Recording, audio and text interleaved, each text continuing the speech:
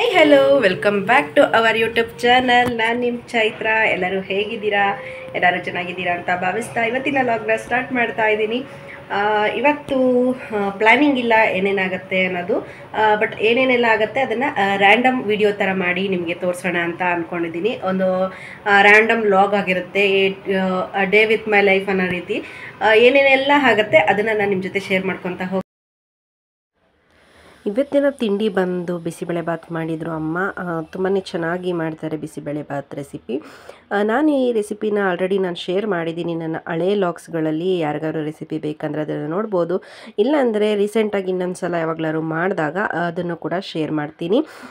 ತಿಂಡಿ ಆದ ನಂತರ ಆಬ್ವಿಯಸ್ಲಿ ಕಾಫಿ ಅಂತೂ ಬೇಕೇ ಬೇಕು. ನನಗೆ ಬೆಳಗ್ಗೆ ಎಲ್ಲ ಕಾಫಿ ಏನು ಕುಡಿಯೋದಿಲ್ಲ, ಬಟ್ ತಿಂಡಿ ಆದ ನಂತರ ಒಂದು ಅರ್ಧ ಕಪ್ ಆದರೂ ಕಾಫಿ ಬೇಕೇ ಬೇಕು ಅಂತ ಅನಿಸುತ್ತೆ. ಒಬ್ಬೊಬ್ಬರಿಗೆ ಟೀ ಇಷ್ಟ ಆಗುತ್ತೆ, ನನಗೆ ತುಂಬಾ ಇಷ್ಟ ಆಗೋದಂತೂ ಕಾಫಿ.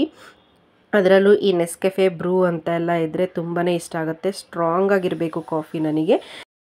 ಟಿಫನ್ ಮಾಡಿ ಕಾಫಿ ಎಲ್ಲ ಕುಡಿದು ಈಗ ಸ್ವಲ್ಪ ಹೊರಗೋಗಿ ಬರೋಣ ಅಂತ ಹೇಳಿ ಹೋಗ್ತಾ ಇದ್ದೀವಿ. ನಮ್ಮ ಹಸ್ಬೆಂಡ್ಗೆ ಕೂಡ ರಜಾ ಇತ್ತು, ಸೊ ಅದಕ್ಕೋಸ್ಕರ ಹೋಗ್ತಾ ಇದ್ದೀವಿ. ಎಲ್ಲಿಗೆ ಹೋಗ್ತಾ ಇದ್ದೀವಿ ಅಂತ ಅಂದರೆ, ನಮಗೆ ಟೂ ವೀಲರ್ ಬೇಕಾಗಿತ್ತು. ಟೂ ವೀಲರ್ ಪರ್ಚೇಸ್ ಮಾಡೋಣ ಅನ್ನೋದು ಐಡಿಯಾ ಇತ್ತು. ಅದಕ್ಕೋಸ್ಕರ ಹೇಗಿದೆ, ಯಾವ್ದು ತೊಗೊಳ್ಳೋದು ಅಥವಾ ಏನು ರೇಟ್ ಇವಾಗ ಆನ್ ಪ್ರೈಸ್, ರೋಡ್ ಪ್ರೈಸ್ ಏನಿದೆ ತಿಳ್ಕೊಂಡು ಬರೋಣ ಅಂತ ಹೇಳಿ ಹೊರಟಿದ್ದೀವಿ.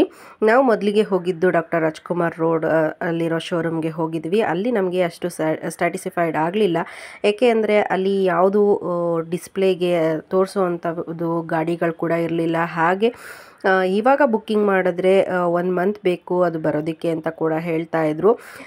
ಮತ್ತು ಅವ್ರು ಎಕ್ಸ್ಪ್ಲೇನ್ ಮಾಡಿದ್ದು ಅದೆಲ್ಲ ಏನೋ ಅಷ್ಟು ನಮಗೆ ಇಷ್ಟ ಆಗಲಿಲ್ಲ. ಅಲ್ಲಿಂದ ನಾವು ವಿಜಯನಗರದಲ್ಲಿ ಬಂದ್ವಿ. ವಿಜಯನಗರದಲ್ಲಿ ಒಂದು ಸುಜುಕಿ ಶೋರೂಮ್ ಇದೆ, ಅಲ್ಲಿಗೆ ಬಂದ್ವಿ. ಇದು ಬಂದು ಮಾರುತಿ ಮಂದಿರ್ ರೋಡಲ್ಲೇ ಬರುತ್ತೆ, ವಿಜಯನಗರ ಸರ್ವಿಸ್ ರೋಡಲ್ಲೇ ಇದೆ. ನಾವು ಹತ್ರದಲ್ಲಿರೋದು ಬಿಟ್ಟು ಎಲ್ಲೋ ಹುಡಿಕೊಂಡು ಹೋದರೆ ಹೀಗೆ ಆಗೋದು ಅಂತ ಅಂದ್ಕೊಂಡ್ವಿ. ನಮ್ಮ ಕಣ್ಮುಂದೆನೇ ಇರುತ್ತೆ, ಅದನ್ನೆಲ್ಲ ಬಿಟ್ಟು ನಾವೆಲ್ಲೆಲ್ಲೋ ಹೋಗ್ತೀವಿ. ನಮಗಿಲ್ಲಿ ಇಷ್ಟ ಆಯಿತು. ತುಂಬಾ ಗಾಡಿಗಳು ಕೂಡ ಇತ್ತು ನಮಗೆ ನೋಡೋದಕ್ಕೆ. ಯಾವುದು ಬೇಕು, ಕಲರ್ಸ್ ಆಗಲಿ ಮಾಡೆಲ್ಸ್ ಆಗಲಿ ತುಂಬಾ ಆಪ್ಷನ್ಸ್ ಇತ್ತು ಅಂತಲೇ ಹೇಳ್ಬೋದು. ಇಲ್ಲಿ ನೋಡ್ತಾ ಇರ್ಬೋದು ನೀವು ಕೂಡ ಎಷ್ಟೆಲ್ಲ ಗಾಡಿಗಳಿದೆ. ನಮ್ಗೆ ಈ ರೀತಿ ತೋರಿಸಿದ್ರೆ ಒಂದು ಐಡಿಯಾ ಬರುತ್ತೆ. ಅದು ಬಿಟ್ಟು ಕ್ಯಾಟ್ಲಾಗ್ನಲ್ಲಿರೋದನ್ನ ತೋರಿಸಿದ್ರೆ ಕ್ಯಾಟ್ಲಾಗಲ್ಲೇ ಒಂದು ರೀತಿ ಇರುತ್ತೆ, ಅದು ಲೈವಾಗಿ ನೋಡುವಾಗಲೇ ಒಂದು ರೀತಿ ಅನಿಸುತ್ತೆ. ಅಲ್ಲಿ ನಮ್ಗೆ ಇಷ್ಟ ಆಗಲಿಲ್ಲ. ಇಲ್ಲಿ ಬಂದು ಟಾಪ್ ವರ್ಷನ್ನು, ಮಿಡಿಲ್ ವರ್ಷನ್ನು ಏನೇನೋ ಇತ್ತು. ನನಗೆ ಗಾಡಿಗಳ ಬಗ್ಗೆ ಅಷ್ಟು ಸರಿಯಾಗಿ ಗೊತ್ತಿಲ್ಲ. ಏನಂದರೆ ಗಾಡಿ ಓಡಿಸ್ತೀವಿ, ತಗೊಂಡು ಹೋಗ್ತೀವಿ, ತಂದು ನಿಲ್ಲಿಸ್ತೀನಿ ಅಷ್ಟೇ ನಾನಂತೂ. ನನ್ನ ಹಸ್ಬೆಂಡ್ ಹಾಗೆ ಅಪ್ಪ ಇಬ್ಬರು ಕೂಡ ನೋಡ್ತಾ ಇದ್ರು, ಯಾವ ಮಾಡೆಲ್ ತೊಗೋಬೋದು, ಯಾವ ರೀತಿ ಅದು ಮೇಂಟೆನೆನ್ಸ್ ಇರುತ್ತೆ, ಮೈಲೇಜ್ ಅದು ಇದು ಅಂತ ಗೊತ್ತಿರುತ್ತಲ್ವ. ಸೊ ಅದ್ರ ಬಗ್ಗೆ ಎಲ್ಲ ಅವರು ವಿಚಾರಿಸ್ತಾ ಇದ್ರು. ನಾವು ಏನಿದ್ರು ಲುಕ್ಕು ಕಲ್ಲರು ಅಷ್ಟೇ ನೋಡ್ತಾ ಇದ್ವಿ, ನಾನು ಅಮ್ಮ ಇಬ್ಬರು. ನೋಡೋಣ ಯಾರೆಲ್ಲ ಗೆಸ್ ಮಾಡ್ತೀರಾ, ನಾವು ಯಾವುದನ್ನ ಚೂಸ್ ಮಾಡಿದ್ದೀವಿ, ಯಾವ ಕಲರ್ ತೊಗೊಂಡಿದ್ದೀವಿ ಅನ್ನೋದನ್ನ ಯಾರು ಕರೆಕ್ಟಾಗಿ ಗೆಸ್ ಮಾಡ್ತೀರಾ ಅಂತ ನೋಡೋಣ, ಕಮೆಂಟ್ ಮಾಡಿ. ಹಾಗೆ ಬುಕ್ಕಿಂಗ್ ಕೂಡ ಮಾಡಿದ್ವಿ, ಬಟ್ ಬರೋದಕ್ಕೆ 20 to 15 ಡೇಸ್ ಆಗುತ್ತೆ ಅಂತ ಹೇಳಿದ್ದಾರೆ. ತೊಗೊಳ್ಳುವಾಗಲೂ ಕೂಡ ನಾನು ವಿಡಿಯೋ ಮಾಡ್ತೀನಿ, ಯಾವುದು ತೊಗೊಂಡಿದ್ದೀವಿ ಅಂತ ನಿಮ್ಮ ಜೊತೆ ಶೇರ್ ಮಾಡ್ಕೋತೀನಿ. ಅಲ್ಲಿ ತನಕ ನಿಮ್ಗೊಂದು ಗೆಸ್ ಅಷ್ಟೇ, ನೋಡೋಣ ಹೇಳಿ ಯಾವ ರೀತಿ ಗೆಸ್ ಮಾಡ್ತೀರಾ ಅಂತ.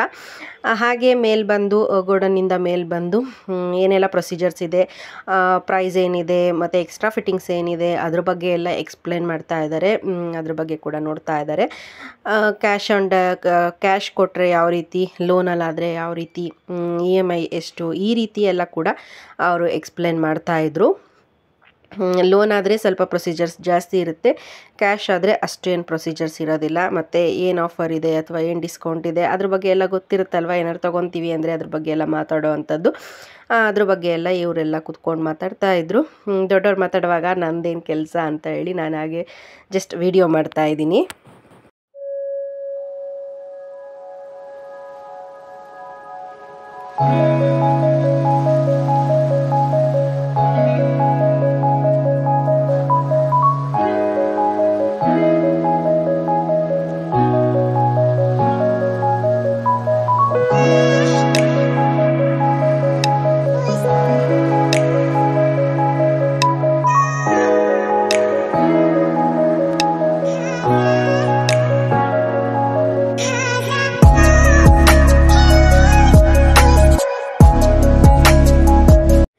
ಇವಾಗ ಎಲ್ಲರ ಮನೇಲೂ 2 ವೀಲರ್ 4 ವೀಲರ್ ಅಂತೂ ಇದ್ದೇ ಇರುತ್ತೆ. 1 2 ವೀಲರ್ 1 4 ವೀಲರ್ ಆದ್ರೂ ಇದ್ದೇ ಇರುತ್ತೆ, ಅಥವಾ ಮನೇಲಿರೋರ್ಗೆ ಎಲ್ರಿಗೂ 2 ವೀಲರ್ ಇದ್ದೇ ಇರುತ್ತೆ. ನಾವು ಗಾಡಿ ತಗೊಳ್ಳುವಾಗ 10 ಇಯರ್ಸ್ ಬ್ಯಾಕ್ 60,000 65,000 ಇತ್ತು ಅಷ್ಟೇ. ಇವಾಗಂತೂ ಎಷ್ಟು ರೇಟ್ ಆಗಿದೆ, 1,20,000 1,18,000 ಈ ರೀತಿ ಎಲ್ಲ ಆಗೋಗಿದೆ ಗಾಡಿ. ಎಷ್ಟು ಡಬಲ್ ಆಗಿದೆ ಅಂತ ನೋಡ್ಬೋದು. ಹಾಗೆ ಇಲ್ಲಿ ಆಚೆ ಇರುವಂಥ ಗಾಡೀಲಿ ನಾನು ಕೂಡ ಸುಮ್ಮನೆ ಹಾಗೆ ಟ್ರಯಲ್ ನೋಡ್ತಿದ್ದೆ. ಟೆಸ್ಟ್ ಡ್ರೈವ್ ಕೇಳಿದ್ವಿ, ಬಟ್ ಗಾಡಿಗಳು ಯಾವುದೂ ಇರಲಿಲ್ಲ, ಸರ್ವಿಸ್ಗೆ ಹೋಗಿದೆ ಅಂತ ಹೇಳಿದ್ರು. ಅದೆಲ್ಲ ಪ್ರೊಸೀಜರ್ ಮುಗಿಸಿ ನಾವೀಗ ಊಟಕ್ಕೆ ಅಂತ ಬಂದ್ವಿ. ಆಲ್ರೆಡಿ ಮಧ್ಯಾಹ್ನ ಆಗೋಗಿತ್ತು, 3 o'clock ಮೇಲಾಗಿತ್ತು. ಹಾಗೆ ಊಟ ಮಾಡ್ಕೊಂಡು ಹೋಗೋಣ ಇನ್ನೇನು ಮನೆಗೆ ಒಂದ್ಸಲ ಅಂತ ಹೇಳಿ ಪಕ್ಕದಲ್ಲೇ ಹೋಟೆಲ್ ಕೂಡ ಇತ್ತು. ಊಟ ಯಾರೂ ಊಟ ಅಂತ ಏನು ತೊಗೊಳ್ಳಿಲ್ಲ, ಜಸ್ಟ್ ಹಾಗೆ ಬಜ್ಜಿ, ರವೆ ಇಡ್ಲಿ, ಅಕ್ಕಿ ರೊಟ್ಟಿ ಈ ರೀತಿ ತೊಗೊಂಡಿದ್ದು. ಇದನ್ನೆಲ್ಲ ತಿಂದು ಚಿದುಗೂ ಕೂಡ ಪಾರ್ಸಲ್ ತೊಗೊಳ್ಳೋಣ ಅಂತ ಹೇಳಿ ತೊಗೊಂಡ್ವಿ. ಇಲ್ಲಾಂದರೆ ಅವನಿಗೆ ಇವಾಗ ಅವ್ನು ಬಂದಿದ ತಕ್ಷಣ ಚೆಕ್ ಮಾಡೋದೆ ನನ್ನ ಫೋನು, ಏನಾದ್ರು ವೀಡಿಯೋಸ್ ಮಾಡಿರ್ತೀನಿ, ಆಚೆ ಹೋಗಿ ಬಂದಿರ್ತೀವಿ ಅಂತ ಹೇಳಿ ಅವನಿಗೆ ಇವಾಗ ಚೆನ್ನಾಗಿ ಗೊತ್ತಾಗೋಗಿದೆ. ಅದಕ್ಕೋಸ್ಕರ ಅವನು ಬಂದ ತಕ್ಷಣ ಫೋನೆಲ್ಲ ನೋಡಿದ್ರೆ ಗೊತ್ತಾಗಿರುತ್ತೆ, ಅಥವಾ ನಾನು ವೀಡಿಯೋ ಅಪ್ಲೋಡ್ ಮಾಡಿದ್ಮೇಲೆ ಅವನು ಕೂಡ ನೋಡ್ತಾನೆ, ಅವಾಗ ಗೊತ್ತಾಗುತ್ತೆ ಅಂತ ಹೇಳಿ ನಾವು ಅವನಿಗೂ ಕೂಡ ಪಾರ್ಸಲ್ ತಗೊಂಡು ಹೋಗ್ತಾ ಇದ್ದೀವಿ. ಇಲ್ಲಿ ನೋಡ್ಬೋದು ನೀವು, ಇಲ್ಲೇ ಮಾರುತಿ ಮಂದಿರ ಇರೋದು. ಈ ರೋಡ್ನಲ್ಲಿ ಸರ್ವಿಸ್ ರೋಡ್ನಲ್ಲೇ ಶೋರೂಮ್ ಕೂಡ ಇದೆ. ಇಲ್ಲಿ TVS ಶೋರೂಮ್ ಕೂಡ ಇದೆ, ಅದರ ಪಕ್ಕದಲ್ಲೇ ಸುಜುಕಿ ಶೋರೂಮ್ ಕೂಡ ಇದೆ. ಹಾಗೆ ಮಾರುತಿ ಮಂದಿರ್ ಆಪೋಸಿಟ್ ಇಂದ ಒಂದು 4 ಬಿಲ್ಡಿಂಗ್ ಬಿಟ್ಟರೆ ಅಲ್ಲೇ ಇರೋದು.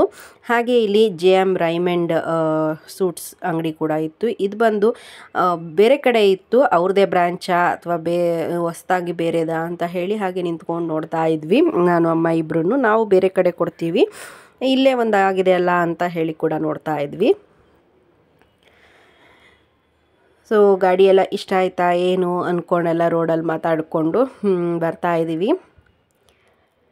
ಎಲ್ಲರದು ಒಂದು ಕನಸಲ್ವಾ, ಏನೋ ನಾವು ಒಂದು ಗಾಡಿ ತೊಗೊಬೇಕು, ಒಂದು ಕಾರ್ ತೊಗೊಬೇಕು, ಒಂದು ಮನೆ ಕಟ್ಟಬೇಕು ಅನ್ನೋದು ಪ್ರತಿಯೊಬ್ಬರು ಕನಸಾಗಿರುತ್ತೆ. ನೋಡೋಣ ನಮ್ಮದು ಮನೆ ಕಟ್ಟೋ ಕನಸು ಯಾವಾಗ ಈಡೇರುತ್ತೆ ಅಂತ, ಅಥವಾ ದೇವರು ಯಾವಾಗ ಅನುಗ್ರಹಿಸ್ತಾರೆ ಆವಾಗ ಆಗುತ್ತೆ.